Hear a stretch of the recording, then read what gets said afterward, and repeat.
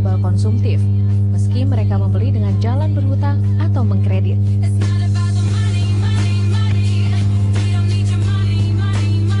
Mengkredit sepertinya sudah menjadi budaya masyarakat Indonesia. Mudahnya persyaratan, lama angsuran, cicilan 0% dan lain-lain. Melihat kondisi di atas, muncul pertanyaan, apakah setiap orang boleh berhutang? Dan apakah hutang kita merupakan keinginan atau kebutuhan? Kan Bram, jadi ini kemarin beli tiket pesawat kan bisa cicilan 0%. Ya, Habis itu kemarin coba tambahin kan, lagi. Ya, kurangin. Aduh, Loh kok minus? loh, duitnya habis dong kalau kayak gitu. Ya jangan dong. Halo, selamat pagi. Asti dan Hilbram kembali menyapa Anda dan kita sedang sibuk menghitung-hitung pembelajaran yang telah dilakukan dengan melakukan dan secara kredit 0% itu sangat menggiurkan sekali loh. Ya, karena kalau kita bicara mengenai kredit, nah itu orang kepikirannya hutang. Ya. Tapi kalau hutang bayarnya nanti-nanti, apalagi 0% kan harusnya aman ya. Harusnya malah harusnya kita, karena 0%. iya, harusnya Oke. kita malah bisa untung ya. Tapi apakah begitu?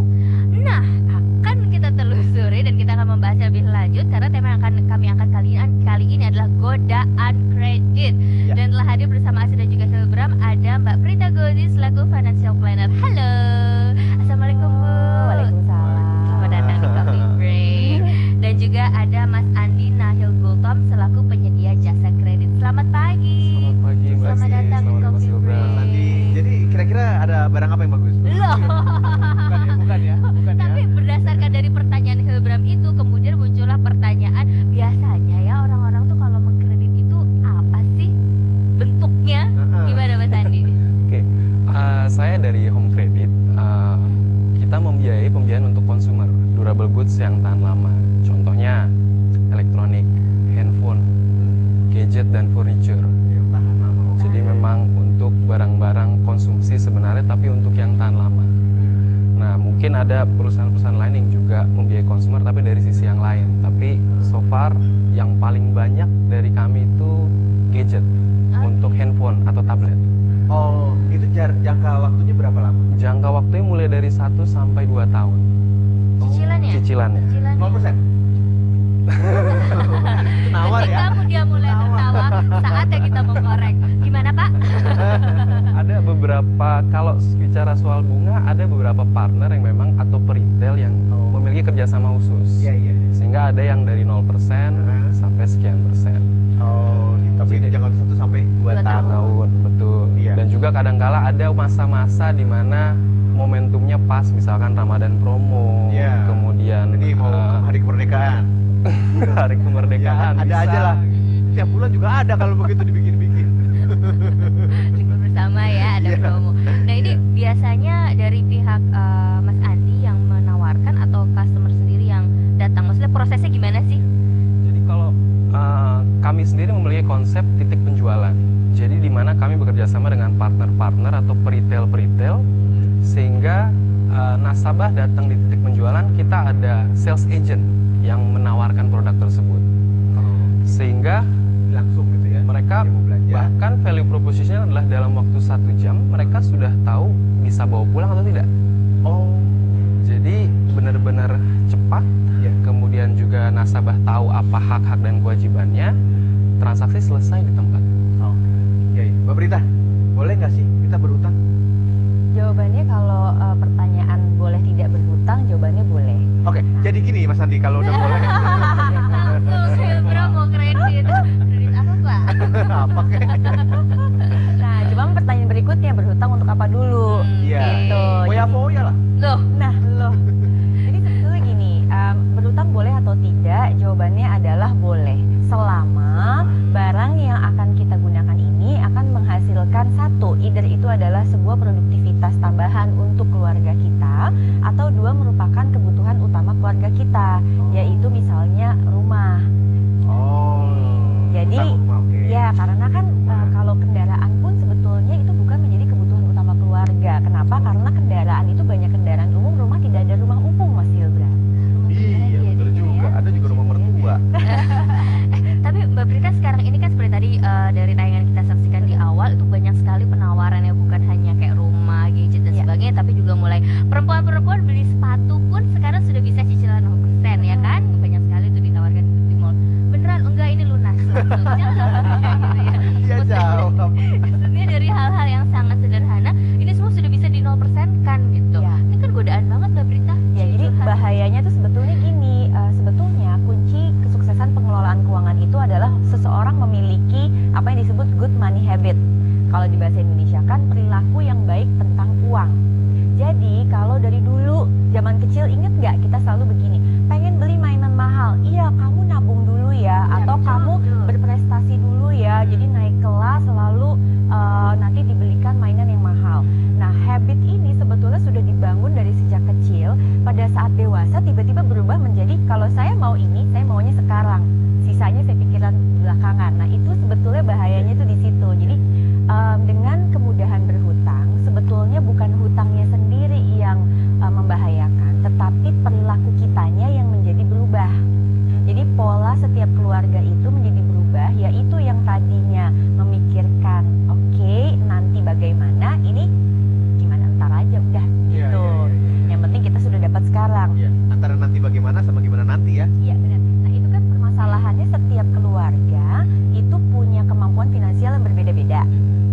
Satu. Iya. Yang kedua, setiap keluarga juga itu punya cara dia memprioritaskan kebutuhannya juga berbeda-beda. Ada yang bilang kayak misalnya handphone.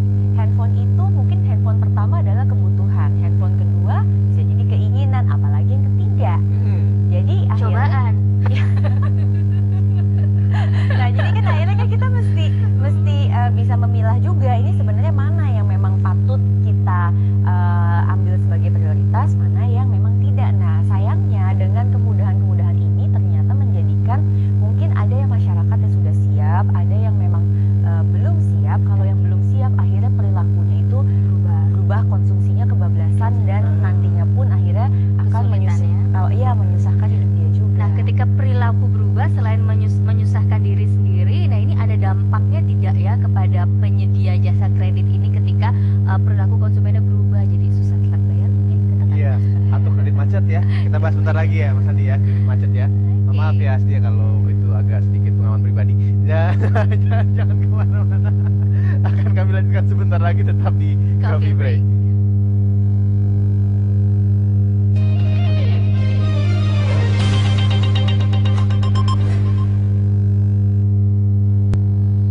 Kembali lagi di Coffee Break dan kami membahas mengenai godaan kredit. Ya, sebelum kita lanjutkan lagi untuk menjawab pertanyaan dari saya tadi kepada Mas Andi, bagaimana dengan perilaku customer yang ternyata melakukan kredit macet ya? Kita dengarkan dulu beberapa pendapat dari masyarakat mengenai hal ini.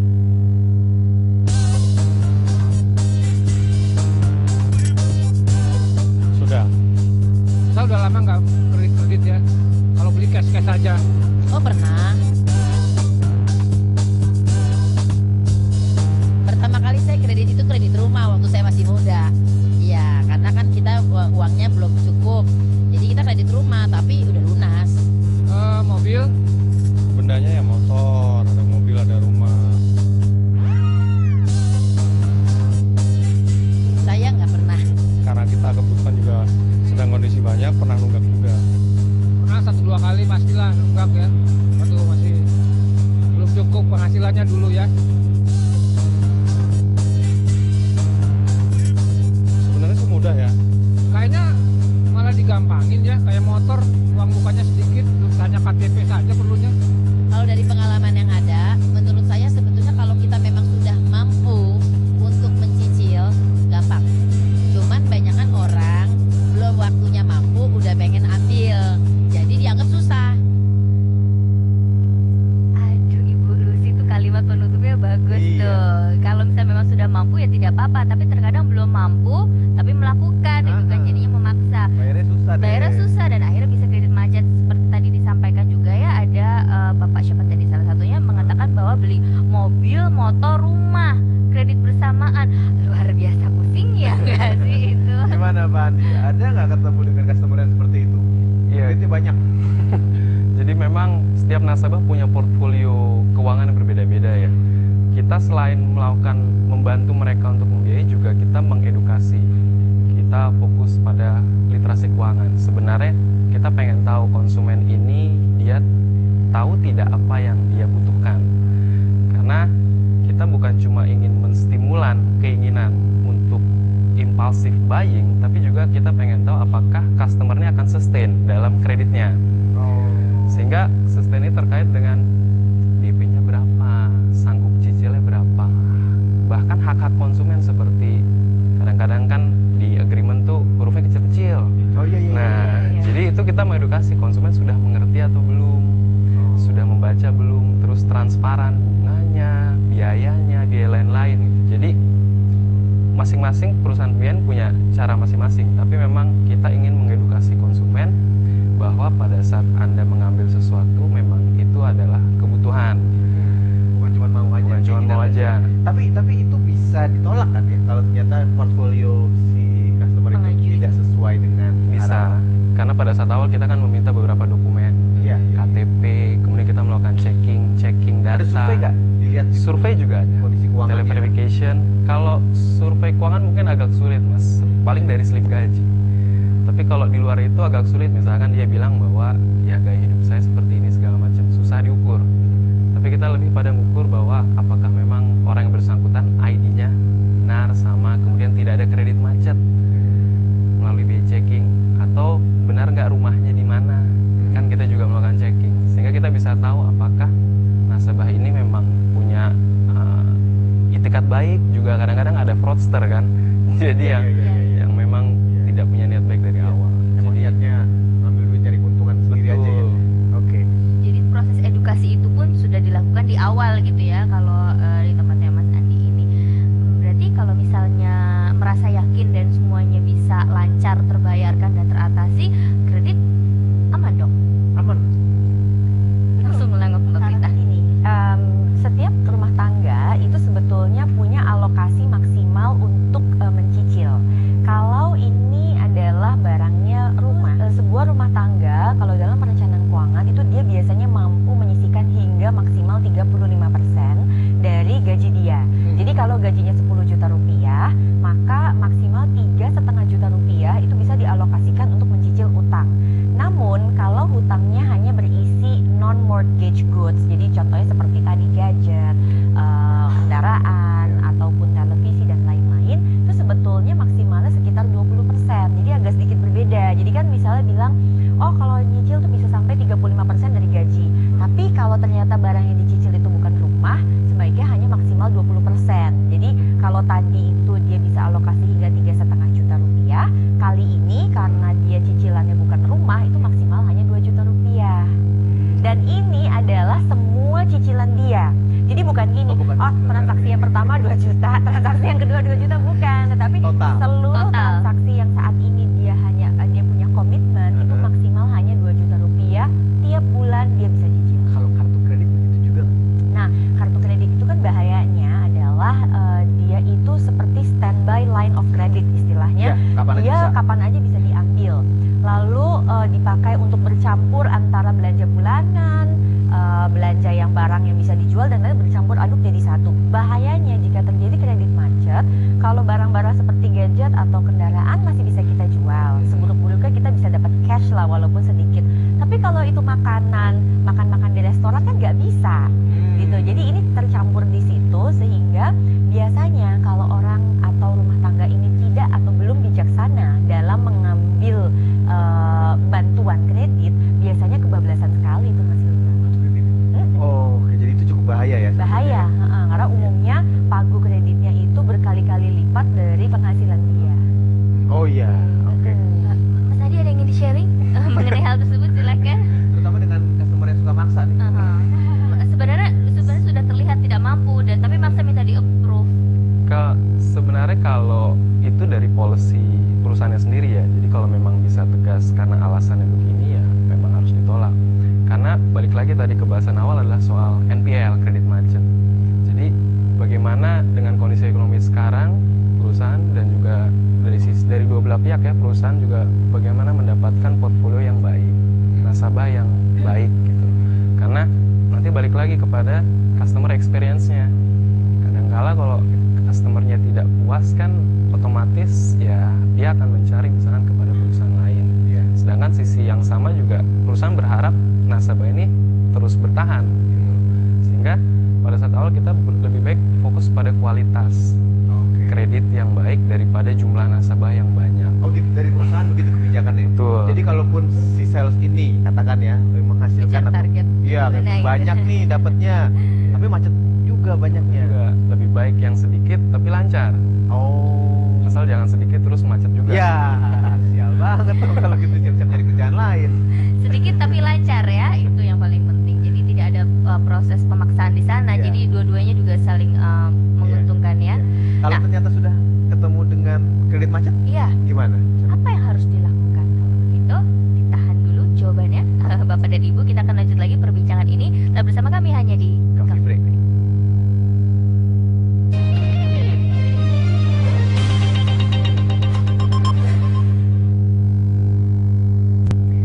Mungkin sekarang ini ada di antara Anda sedang pusing gitu kan, karena mengalami kredit macet itu sendiri. Masih ada tunggakan tapi udah nggak bisa membayar. Lantas apa yang harus dilakukan? Pinjem ke Siapa? Asti. Loh, saya baru mau pinjam ke Hilbram yang banyak Iya, ATM-nya. kalau begitu terjadi Mas Andi, bagaimana? Apa yang harus kita lakukan kalau kredit macet atau mungkin ketemu customer yang kreditnya macet?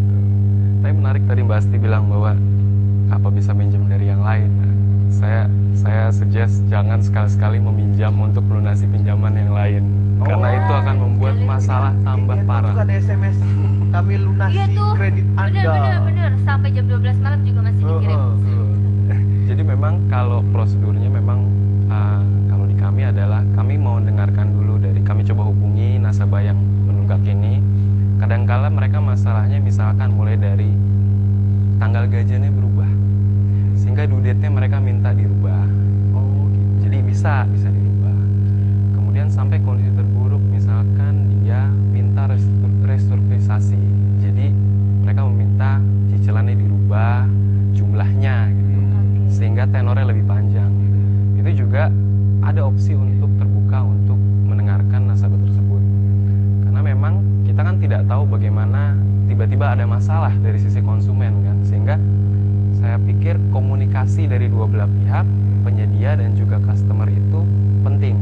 Sehingga terbuka opsi yang maunya penyelesaiannya seperti Oh, apa. jadi boleh ya, bisa ya? Bisa. Kalau ada masalah keuangan diatur-atur lagi gitu bisa. Betul. Diskusi ulang di. Nah, ini menyenangkan kalau misalnya memang ketemu yang Ya, tapi juga bisa seperti kalau ini. memang nggak bisa juga bisa diambil lagi barang ya kan? Betul. Dalam kondisi apa ketika Dalam- memang barang itu Jadi akhirnya memang pada akhirnya ya kondisi terburuknya barang diambil mungkin ya ada value yang sudah turun, itu adalah risiko dari bisnis. Oh, Jadinya. iya. Nah, Mbak Prita kalau gitu, ini kan bisa suatu kejadian orang tiba-tiba mengalami masalah keuangan ya, Betul, ya. sehingga tadinya rencananya cukup bisa membayar, ternyata nggak cukup. Iya. And then what? Nah, pertama yang kita lihat dulu penyebabnya apa? Apakah pertama terjadinya penurunan penghasilan atau misalnya terjadi hal yang lebih buruk lagi yaitu kematian.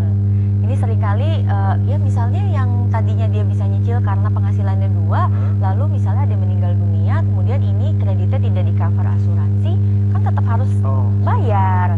iya. Kan tidak berarti karena yang pertama berkredit itu meninggal dunia kemudian kreditnya stop, kan tidak seperti Iya. itu. Tapi bisa nggak ada kondisi yang seperti itu ketika memang si pekredit kemudian meninggal dunia, yang terkreditkannya stop? Itu ada nggak kondisi itu seperti itu? kalau bentuk kreditnya atau jenis kreditnya itu di dalamnya ada asuransinya. Seperti sekarang kalau ambil KPR sebagai contoh, itu pasti ada asuransinya. Jadi yang atas namanya itu misalnya meninggal dunia, maka pihak asuransi yang akan menggantikan pelunasannya tersebut.